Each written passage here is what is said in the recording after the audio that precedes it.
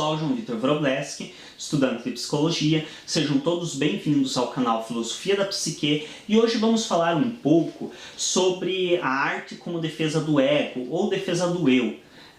Eu creio que no título ficou mais bonitinho ego, mas eu pessoalmente geralmente utilizo mais a tradução como eu, que é o conceito realmente da psicanálise que define a forma, seria do id, eu e eu superior, a forma como o sujeito se vê, o que o sujeito em si é. Então o id seria uma coisa quase selvagem, instintiva que nasce conosco. O eu, o ego, seria o sujeito como ele próprio, se distinguindo da mãe, se distinguindo do resto do mundo, e o eu superior seria uma sociedade na qual ele está inserido, seria uma cultura a qual ele acaba sendo submisso. E as defesas do ego ou as defesas do eu são variadas, então tem várias formas que esse eu ele se utiliza para fazer a intermediação entre o id e o eu superior. Então o id, que é aquela força instintiva, para quem quiser entender melhor o conceito de id, eu e eu superior, eu vou deixar dois links na descrição deste vídeo, que são de outros dois vídeos que falam a respeito disso e que deixam mais claro essas instâncias do inconsciente e essa questão dessa relação entre o id e o eu superior. Bom, o id é aquela força então instintiva que nós temos, então é a vontade de fazer. E a vontade de fazer que será suprida se não for impedida. Então, por exemplo, o meu id é o que me desperta aquela vontade de matar, por exemplo, aqui sendo extremamente drástico. É importante deixar bem claro que eu nos vídeos e nos exemplos que eu dou eu sou bastante drástico para ficar bem evidente a coisa, ficar bem visível, mas não que obrigatoriamente precisa ser tão drástico. Mas o id seria aquela questão de quando eu estou com raiva de alguma pessoa, com raiva de alguma coisa, aquela vontade de matar, aquela vontade de agredir, aquela coisa bem selvagem mesmo. Isso vem do meu id. Porém, o meu eu superior me diz, não, você está numa sociedade que não te permite, você não pode sair matando pessoas, não tem lógica nisso. Você está em uma cultura, inserindo uma cultura que diz que isso é errado, não tem lógica você sair agredindo pessoas simplesmente porque elas têm uma opinião diferente da sua, simplesmente porque elas discordam do que você acredita. Entre esse meio, a tua vontade e o que é esperado da sociedade, o que é esperado da lei de você, entre este meio fica o eu. E para que o eu consiga intermediar essa relação entre o id e o eu superior, ele se utiliza de alguns mecanismos de defesa. Então, quando esse eu não pode suprir a sua necessidade ou a sua vontade do id, porque o eu superior diz que não, que isso não pode, ele acha meios de se defender dessa vontade. Então ele acha um meio de buscar suprir essa vontade do id, ainda assim atendendo às necessidades do eu superior. E isso pode ser através de várias formas de defesa, como por exemplo, o recalque, a negação, entre várias outras. Eu também vou disponibilizar na descrição desse vídeo um link de um outro vídeo onde eu falo sobre a maioria das defesas do eu. Então quem tiver interesse também vai poder estar assistindo, quem ainda não assistiu ou não sabe quais são as defesas do eu, vai poder ver nesse vídeo que eu vou estar disponibilizando. Entre essas defesas do eu está a sublimação. A sublimação é uma forma de darmos o direcionamento a esse impulso do id, a essa pulsão que não é aceita socialmente por causa que é ilegal, por causa que é imoral. É uma forma de direcionarmos essa pulsão para satisfazermos ela de um modo a ser socialmente aceito. Então, por exemplo, se eu tenho uma tremenda vontade de agredir pessoas, eu sei que socialmente falando e culturalmente falando, na sociedade e cultura na qual eu estou inserido não é bem aceito eu agredir fisicamente pessoas de maneira simplesmente desprovida de motivo. Então existem até algumas motivações que tornam social e culturalmente aceitas a agressão. E é aí que pega a questão da sublimação.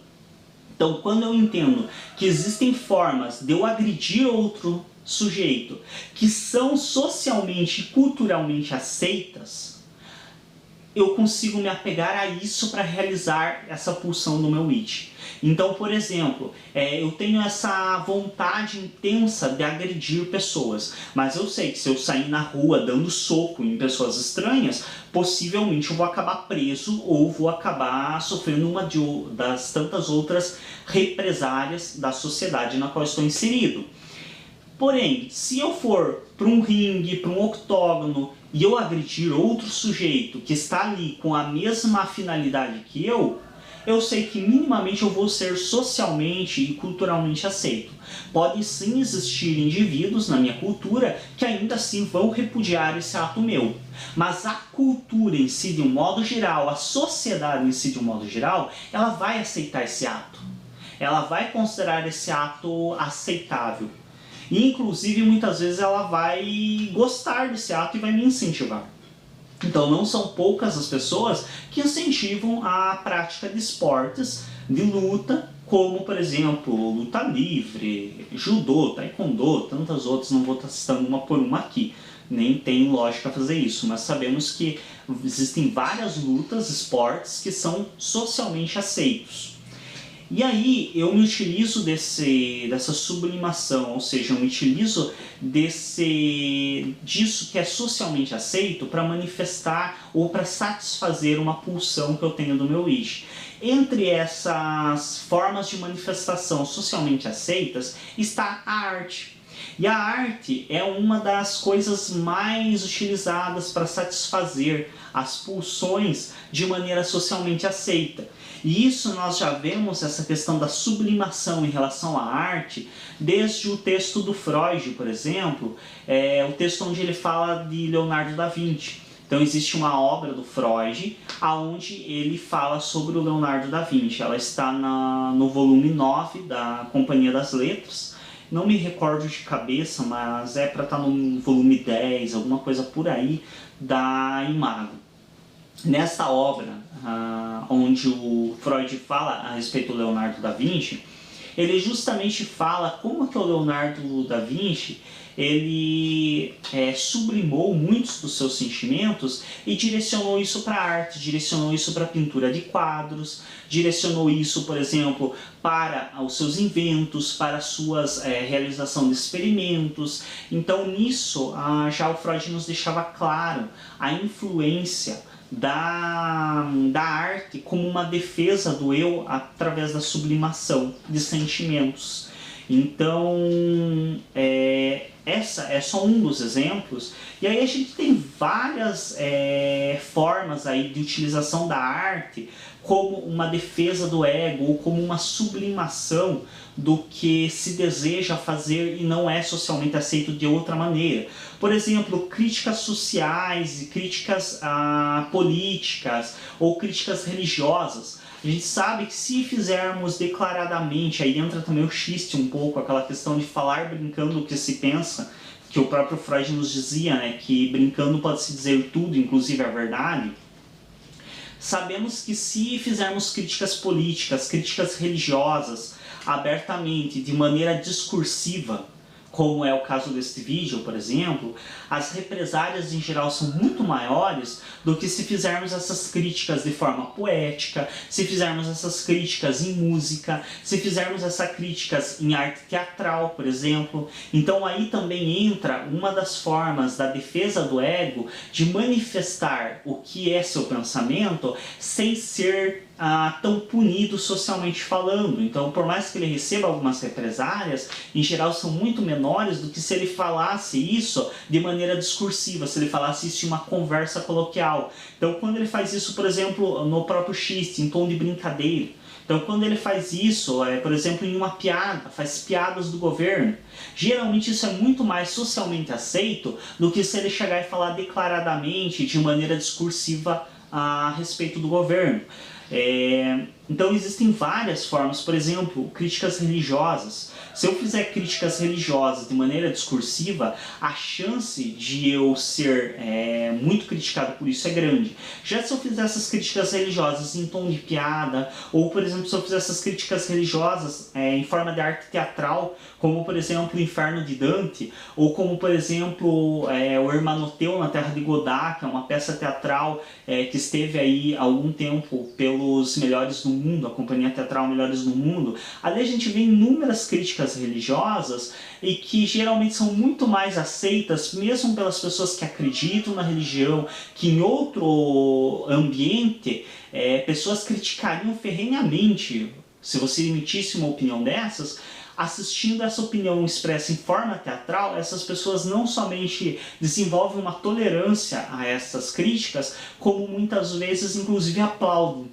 Pessoas que em outro contexto estariam vaiando e talvez até partindo para meios mais agressivos. E em forma de música, em forma de teatro, acabam aceitando essas ideias. Então aí a gente vê uma forma de utilização da arte como uma sublimação, como uma forma de manifestar sentimentos sem ser tão socialmente reprimido, sem ser tão culturalmente reprimido. Então são formas de defesa do eu através da arte. E aí a gente vê também formas de outras manifestações sentimentais. Por exemplo, não só manifestações de críticas, como também manifestações de ódio.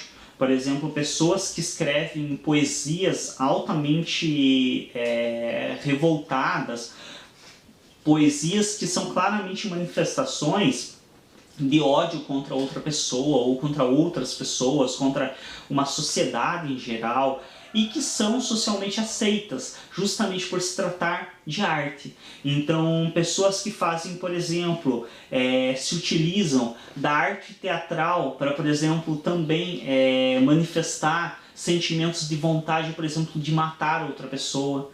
Então, muitas vezes tem vontade de matar outra pessoa e sabe que isso não é socialmente aceito e se utiliza da arte teatral, se utiliza da escrita muitas vezes para escrever trabalhos onde acaba matando personagens ou para representar no palco o assassinato de um personagem ou a própria morte de um personagem.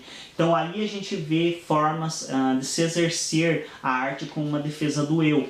Uma das formas mais claras assim que a gente tem de defesa do eu a partir da arte está também nos livros, na literatura. Afinal, que sentimento de defesa ou de expressão de sentimentos reprimidos e que talvez não sejam tão socialmente aceitos se tem maior do que a literatura, aonde literalmente ou figurativamente o artista da arte literária ele realmente brinca de Deus, entre aspas. Então ele se utiliza da arte literária para simplesmente definir tudo, como vai ser o mundo, quais pessoas farão parte dele, quem vive, quem morre.